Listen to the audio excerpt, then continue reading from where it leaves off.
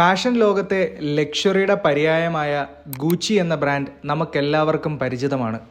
എന്നാൽ ഗൂച്ചിയുടെ ഫാഷനും ഗ്ലാമറിനും പിന്നിലെ ഒരു കൊടും ചതിയുടെ കഥയാണ് നമ്മൾ ഇന്ന് പറയുന്നത്.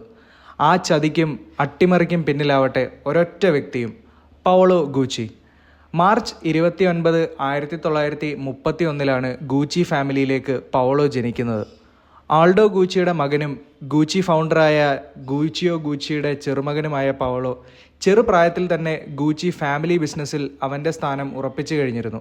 ഗൂച്ചി ഫാമിലിയുടെ പരമ്പര തന്നെ പൗളോയുടെ കയ്യിലായിരിക്കും എന്നാണ് കുടുംബാംഗങ്ങൾ അന്ന് വിശ്വസിച്ചിരുന്നത്. 1960 ഗൂച്ചിയുടെ ചീഫ് ഡിസൈനറായി പൗളോ സ്ഥാനമേൽക്കുന്നത്. ഇതിന് ശേഷമാണ് ഗൂച്ചിയുടെ നമ്മൾ ഇന്ന് കാണുന്ന ഐക്കോണിക്കായ GG ലോഗോയും ബ്രാൻഡിൻ്റെ സിഗ്നേച്ചർ കളേഴ്സായ റെഡ്, ഗ്രീൻ ആൻഡ് ബ്ലാക്കും നിലവിൽ വരുന്നത്. എന്നാൽ പൗളോയുടെ ഇന്നോവേറ്റീവ് ഐഡിയാസ് പലപ്പോഴും ഫാമിലിയുടെ ട്രഡീഷണൽ വാല്യൂസായിട്ട് ഒത്തുപോയിരുന്നില്ല. 1978 തൻ്റെ പേരിൽ തന്നെ ഒരു അപ്പാരൽ ലൈൻ തുടങ്ങണമെന്ന് പൗളോ പറഞ്ഞപ്പോൾ അച്ഛൻ ആൾഡോ അടക്കം ഒട്ടുമിക്ക ആളുകളും പൗളോനെ എതിർക്കുകയും പൗളോനെ കമ്പനിയിൽ നിന്ന് പുറത്താക്കുകയും ചെയ്തു.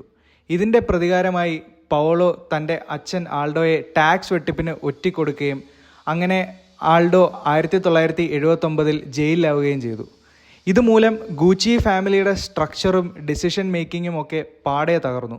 അങ്ങനെ 1990 ബ്രാൻഡ് ഇൻവെസ്റ്റ് കോർപ്പിന് ഗൂച്ചി ഫാമിലി വിൽക്കുകയുണ്ടായി.